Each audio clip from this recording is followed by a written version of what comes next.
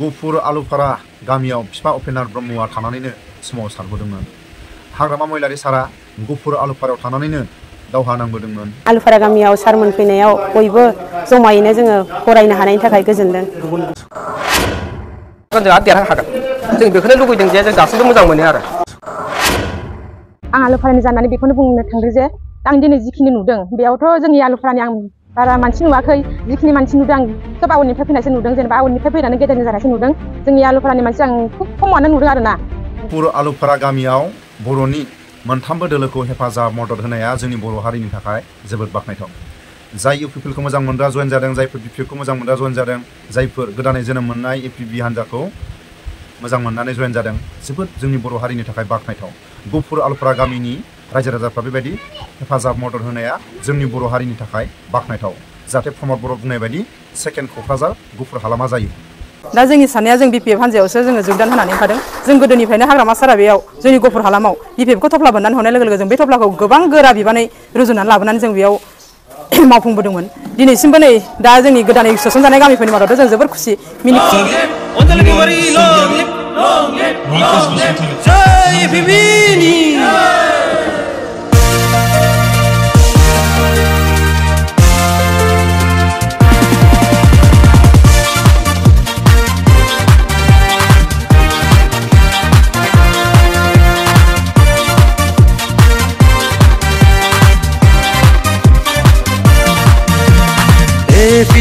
APB Raskanti Hanja Derhasar. APB Kedan Hanja Derhasar. APB Raskanti Hanja Derhasar. APB Kedan Hanja Derhasar. Ringkang bay jerai tingbo APB. Gumkang bay BTC yaw APB. Ringkang bay jerai tingbo APB. Gumkang bay BTC yaw APB.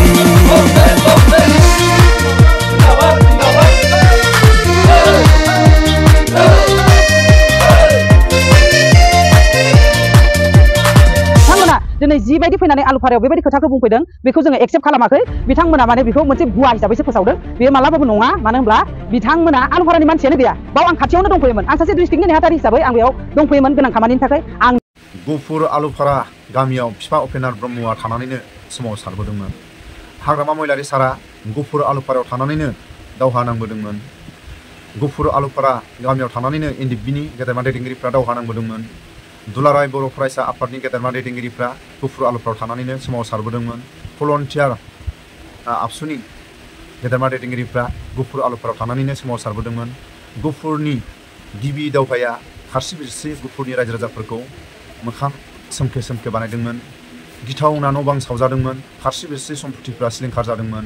आलाय सिलाय बेमार जानानै थैनो गोनां जादोंमोन। खारसि बिरसि जिनाहारि आलाय सिलाय दानथार जानाय गुफुरनि दावहाया बेमार जानानै आलाय सिलाय थैनो गोनां जादोंमोन। आलाय सिलाय जानो गोनां जादोंमोन। बे बाथ्राखौ लानानै प्रमद बर'आ सेकेन्ड क'क्राझार गुफुरा जानांगौ होननाय बाथ्राया जाहाथे जायखिजाया दोलोआ फैयोबा जाहाथे गुफुर आलुफारानि साखाथि फाखाथि जाहाथे सेकेन्ड क'क्राझारनि माखासे फसंथाइ थिखांजायो बेखौसो आं खावलायो। 50 नम्बर 50 मार्क्सनि माने बेयाव लेंगुवेज पेपार दङ आरो बेयाव बर'खौ थिसननाय जायाखै। बेयाव अकल एसामिसखौ थिसनदों आरो जायनि गेजेरजों Assam judicial service CGM session कर्टआव जायफोर जाज जायो बा SDGM बा हाई कर्ट सुप्रिम कर्टआव जायफोर जाज जायो बिनि एग्जामाव बे लेंगुवेज पेपारा कम्पालसरि। असमियाव होनाय लोगो लोगो बोसोर जोंनि बर' केन्डिडेट बर' मिडियामनि स्टुडेन्टफ्रा बन्सित जादों आरो जोंखौ माने डिप्राइभ खालामनाय जादों। दा बेखायनो गोबां समाव जोङो आसाम सरकार आरो गुवाहाटी हाई कर्टखौ जोङो दाबि होबोदोंमोन, खावलायबोदोंमोन। बिथांमोना दिनैबो बे प्रभिजनखौ खालामनानै होआखै। गोदानै जों नुबावबाय जे junior administrative assistant recruitment examination district कर्टफ्राव आरो जेराव नैबे एडभार्टाइजमेन्टआ बेखौ डिस्ट्रिक्ट कर्टफ्राव होनाय जादों आरो बेयाव बाक्सायाव दङ मोननै पोस्ट, बिश्वनाथाव 12टा बा चिराङाव मोनबा, क'क्राझाराव 9टा, उदालगुरियाव मोनबा आरो बिदिनो कार्बि आंलंआव दङ 12टा। गासै जिल्लायाव सनितपुराव दङ 16टा। 3 गासैयो 367 डिस्ट्रिक्ट कोर्टनि जि जुनियर एडमिनिस्ट्रेटिव एसिस्टेंट जि क्लारिकल केडार बेयाव 20 मार्क्सनि एसामिस लैंग्वेज पेपर क्वालिफाइं कम्पालसरि खालामदों आरो बेखौ खालामनाय लोगो लोगो बर' मिडियामनि केन्डिडेटआ बेयाव एप्लाइ खालामनो हाया बर' मानसिया बेयाव एप्लाइ खालामनो हाया आरो एप्लाइ खालामबाबो बिसोरो परिखायाव लिरनो हानाय नङा जायनि थाखाय बिसोर बन्चित जागोन 10% रिजार्वेशनाव बिसोरो जि कोटा मोननांगौ बा मेरिटआव जि कोटा मोननांगौ परिखाखौनो जुदि होनो हायाब्ला बे मेरिटआव आरो कोटायाव बबेनिफ्राय केन्डिडेटआ फैगोन तारमाने जोंखौ टटेलि न्याय प्रदान खालामग्रा मोनसे इन्स्टिट्यूशन गुवाहाटी हाइकोर्ट बिथांमोननि रेजिस्टारखौ जोङो खावलायबोदों बिथांमोनखौ बुंबोदों आसाम सरकारखौ बुंदों बिथांमोना बे बेलायाव जोंखौ बन्चित खालामदों न्याय होग्रा अनुष्ठाना जुदि न्यायनिफ्राय बन्चित खालायोबा बे खोथाखौ जों कुइसन रेज खालामदों दा बेखायनो 15 जुलाइनिफ्राय अनलाइन बिनि एप्लिकेशन फर्म मा जागोन 31 जुलाइसिम दा बे समनि गेजेराव जोङो एसामिस जि टिभि चेनेल पर्टेल चेनेलावबो जों बुंहरबाय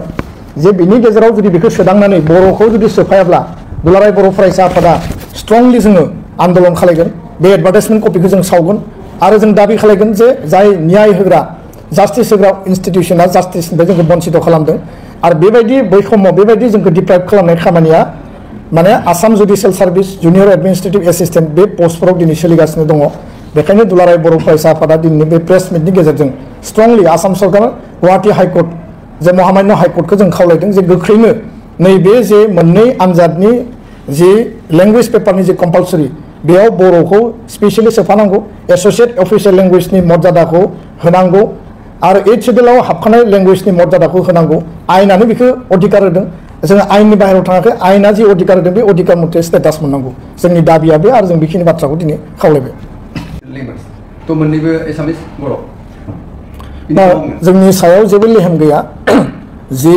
भारतनि पार्लियामेन्टआव आयेन जायो जेनेबा फरेस्ट राइट एक्ट 2006 फरेस्ट ओनसोलाव थानाय मानसिफोरनि थाखाय हानि माने अधिकार होनाय बा राइट टू एजुकेशन एक्ट 2009 दा बे मथे माने बे मौलिक अधिकार दा बेबायदिनो नैबे 8 शेड्युला संबिधाननि मोनसे बेबस्था जेराव संबिधाना देशनि नागरिकफोरनो बा जाति जनगोष्ठीनो जा भाखा भाखि रावारि फोलेरफोरनो माने अधिकार होदों 8 शेड्युलाव बर' रावा इनक्लुड जाबाय बे मोनसे नेशनेल रिकगनाइज लैंग्वेज जाबाय आरो 8 शेड्युलाव इनक्लुड जानाय हिसाबै आसामाव जिहेतु बर' पपुलेशनाबो साइजेबल माने लार्ज स्केलाव दङ आरो प्राइभेट डिस्ट्रिक्टआव दङ 8 शेड्युल लैंग्वेज बर'आ मिडियाम हिसाबै दिनै क्लास 12 सिम मोनहैबाय इउनिभार्सिटि आरो कलेजाव बर' मेजर दङ बा डिपार्टमेन्ट दङ बेबायदि बिथिंखौ नोजोर बोनानै आसाम सरकारा एस'सिएट अफिसियेल लैंग्वेज माने लोगो सरकारि राव हिसाबै बेखौ मर्यादा होदों सिगाङाव उदालगुरि साब डिभिजन आरो क'क्राझार साब डिभिजनावल' होदोंमोन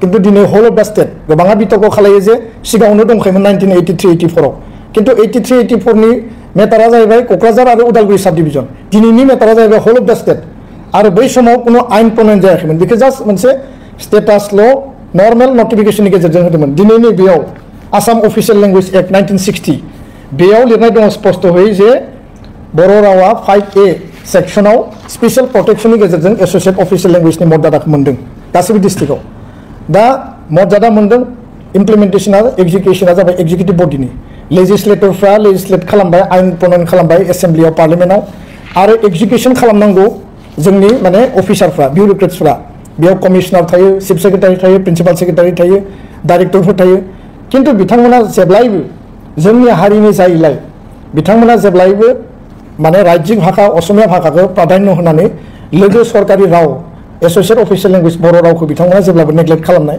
जेब्लाबो माने बिथांमोना गारसोनानै दोननाय इमप्लिमेन्टेशननि बेलायाव सरकारि अफिसारफोरनि बेयाव नेग्लिजेन्सि दङ सरकारि अफिसारफ्रा टटेलि जोंखौ बन्चित खालामनानै एप्लाइ खालामनायखौ जों नुदों आरो जेराव माने जोंनि खोथाखौ नटिसाव लाबोगासिनो गासैखौबो बिथांमोना एखे फर्मुलायाव लांनो नागिरो आरो बर' आन्दलन बड'लेण्ड आन्दलन आलादा रायजोनि आन्दलनानो आइडेन्टिटिनि आन्दलनमोन लेंगुवेज आरो कालचारनि दा बे मेटाराबो बेयावनो फैदों जे जोंनि लेंगुवेजखौ स्टेटासखौ होबायबाबो मर्यादाखौ होदोंबाबो आसाम आयेन आफादाव आसाम लेजिस्लेटिभ एसेम्ब्लियाव दिनै लिरदोंब्लाबो किन्तु डिस्ट्रिक्ट लेभेलाव बा ब्लक लेभेलाव बा नोङो सार्कल अफिसार लेभेलाव जि माइक्र' लेभेलनि गभर्नमेन्ट एडमिनिस्ट्रेसन दङ बेयाव जोंखौ टटेलि बन्चित खालामनाय थासारिखौ जों दिनैबो नुयो आरो बियो लासै लासै जुजाइनि अरबादि जोङो जोंबाय थादों दा बेखायनो जोङो दिनै रिमाइन्ड खालामदों सरकार प्रशासन आरो एग्जिकिउटिभ बिथांमोना जाहाथे बे खामानिखौ मोजाङै मावफुङो गुफुर आलुफारा होननानै बुङोबा गुफुरनि गिबि रायजो जाजेननाय गामि गुफुर आलुफारा गामियाव जोनोम मोनदों आंबो।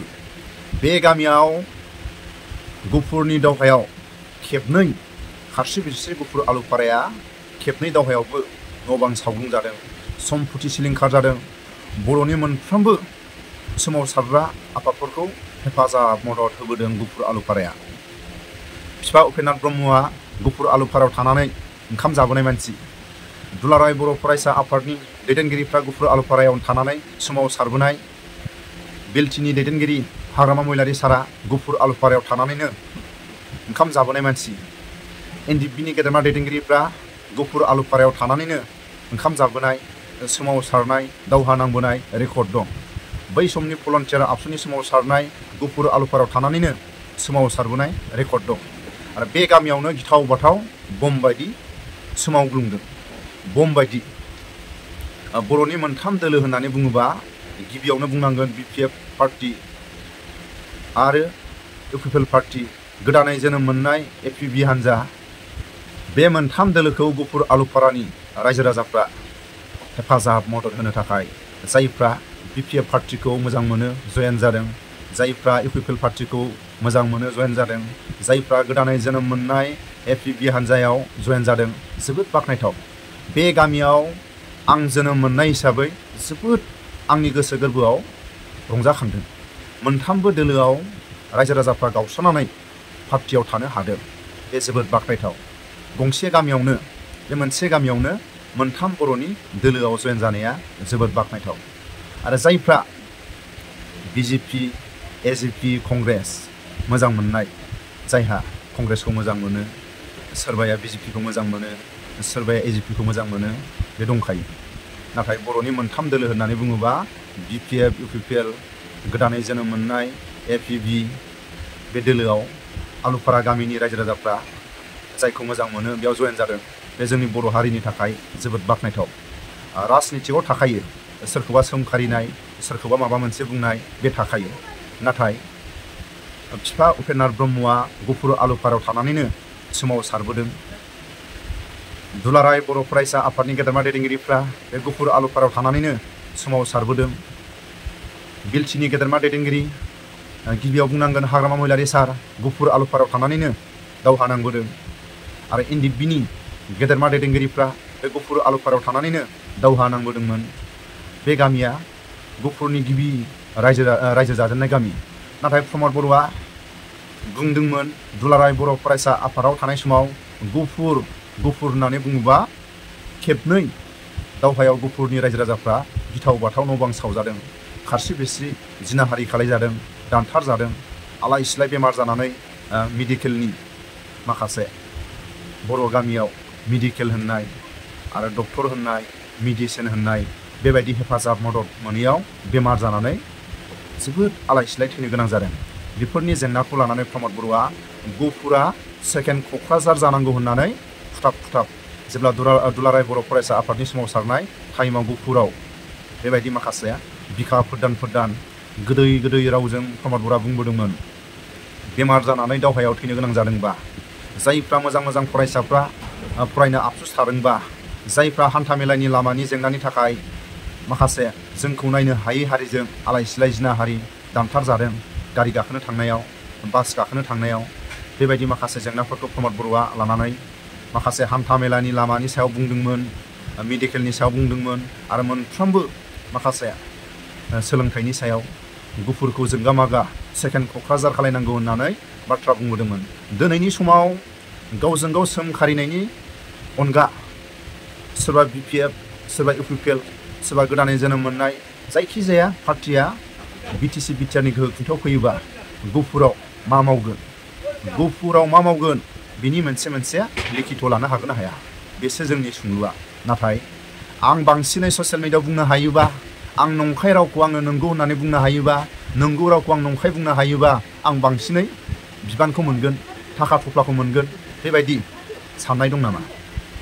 नाथाय गामि दरसेनि रायजो राजाफ्रा पार्टियाव गावस्रा थानो हादोंबा बिनिफ्राय साबसिन हामसिन जेबो गैया। सोरबाया BPF, सोरबाया UPPL, सोरबाया गोदानै जोनोम मोननाय APB हान्जायाव बेबायदि जयेन जानो हानाया बर' हारिनि गेजेराव जोबोद बाख्नायथाव। BTC बिटिआराव गुफुर आलुफारानि बायदि गावस्रानानै थानो हानाया जोंनि बर' हारिनि थाखाय जोबोद बाख्नायथाव। गोदानै जोनोम मोननाय APB हान्जायाव माखासे दङ, सोरबाया BPF दोलोआव दङ, सोरबाया UPPL दोलोआव दङ, आरो जायफ्रा BJPखौ मोजां मोनग्रा, कंग्रेसखौ मोजां मोनग्रा, AJPखौ मोजां मोनग्रा आरो गुबुन गुबुन दोलोखौ मोजां मोनग्रा, बे गाव गावनि सायावसै। नाथाय जोंहा बुंनो हानाय थोंजोङै बर'नि मोनथाम दोलोआव गुफुर आलुफारानि रायजो राजाफ्रा गावनानै थानो हादों। बे बर' हारिनि गेजेराव बाख्नायथाव नङाना? आरो गुफुर आलुफाराया गिबि गुफुरनि रायजो जाजेननाय गामि। बिनि थाखायनो प्रमद बर' बुंनाय बायदि सेकेन्ड क'क्राझार गुफुरखौ बानायनांगौ होननाय बाथ्राया जोबोद बाख्नायथाव।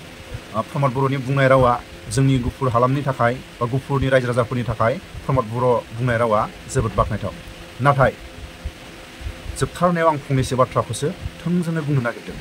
जोंनि खोनानो मोननाय मथे बै समनि दुलाराय बर' फरायसा आफादनि डिस्ट्रिक्टनि, आनसलिकनि गुबुन गुबुन माखासे बिबानाव थानाय गेदेरमा दैदेनगिरिफ्रा जायफोर जिरायनानै थानाय गाव गावनि बिबानखौ लानानै जायफोर बारग' बिथांमोनहा माखासे गाव गावनि गथ' गथायनि फरायनाय, न'खरनि जेंना, गावनि देहानि जेंना, बेबायदि समाव प्रमद बर'नि न'आव थांनानै प्रमद बर'खौ जेब्ला लोगो हमनो थाङो, बेबायदि समाव प्रमद बर'आ सम होआ। जायफोर गावजोंनो समान समान सोमावसारनायाव बाहागो लाबोनाय, बिबानाव थानाय, बिबानाव गैयै, दिनैनि समाव प्रमद बर'आ सम होआ गावनि न'आव थाङोबा, बेबायदि जों खोनायो।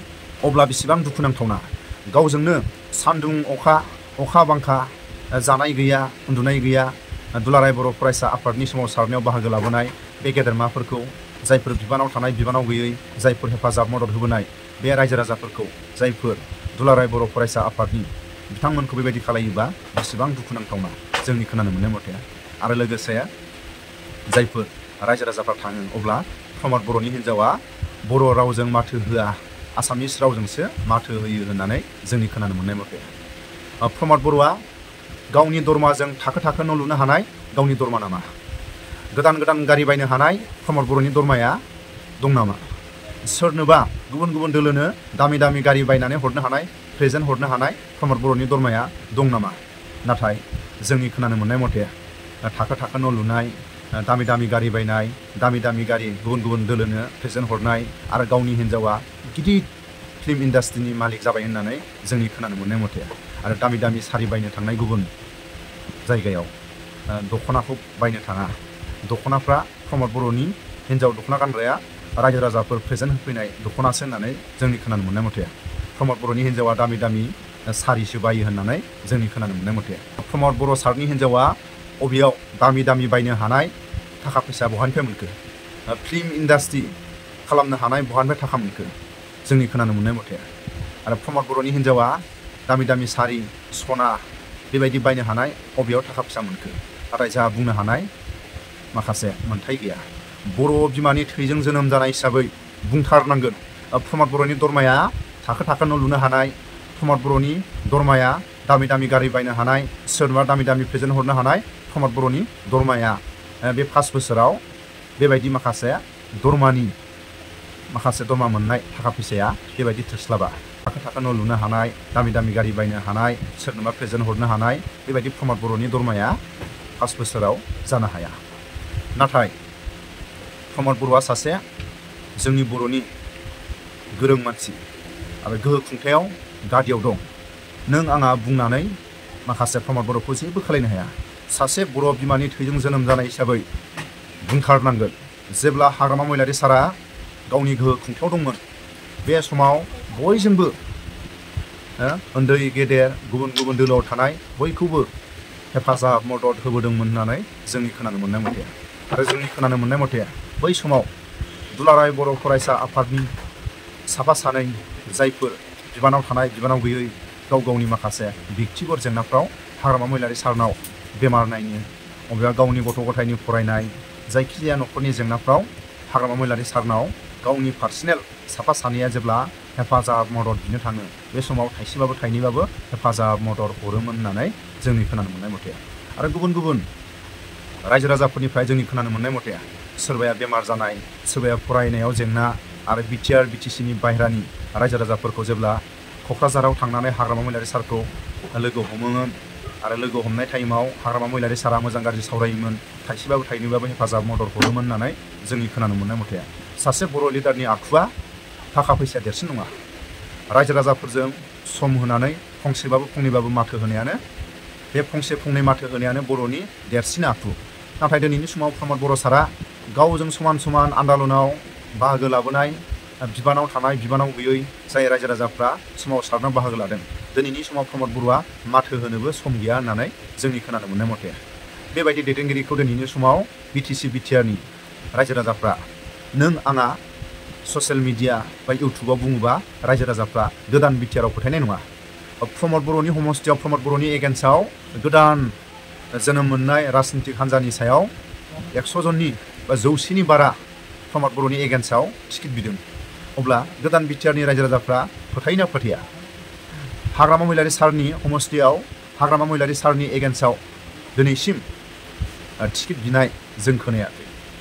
प्रमद बर'नि हमस्टियावनो प्रमद बर'खौ मोजां मोनग्रा प्रमद बर'नि एगेन्स्टै टिकेट बिदों 100नि बारा। अब्ला बे 100नि न'खराव साबैसे मानसि थायो? प्रमद बर'नि माखासे खामानि मावनाय आरो गावनि आखलनि थाखाय, गावनि हिन्जावनि बेबहारनि थाखाय बेबायदि दिनै प्रमद बर'आ गावनि हमस्टियाव नों आंहा बुङाखै, रायजो राजाफ्रासो गोदानै जोनोम मोननाय APB हान्जानि सायाव टिकेट बिदों। गोदान बिटिआरनि रायजो राजाफ्रा मोजाङै बुजियो। आरो साननैसो सिगां बिश्वजित सारा प्रमद बर'आ गावनि हमस्टियावनो देरहाया होननानै माखासे इउटुब ससियेल मिडिया बिश्वजित सारनि खुगानिफ्राय खोनानो मोनो। अब्ला गोदान बिटिआरनि रायजो राजाफ्रा प्रमद बर'खौ लानानै बिखा फोरदान गावनि गोरबो बिखायाव हब्रा बाथ्रा बुंनाया बेसेबां गनायथाव।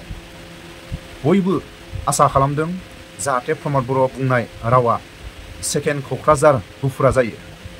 सेकेन्ड क'क्राझार गुफुरा जानांगौ होननाय रावा प्रमद बर'नि थाखाय, गुफुर हालामनि थाखाय जोबोद बाख्नायथाव। जाहाथे प्रमद बर'आ गावनि नाजानाय आरो गावनि पार्टिनि नाजानाय गोहो खुंथायाव फैफिनोबा गुफुर हालामखौ सेकेन्ड क'क्राझार बानायनो हायोबा जोबोद बाख्नायथाव। मानो होनोबा गुफुरनि दावहाखौ लानानै दिल्लीनि दरजाया गेवजेनदों।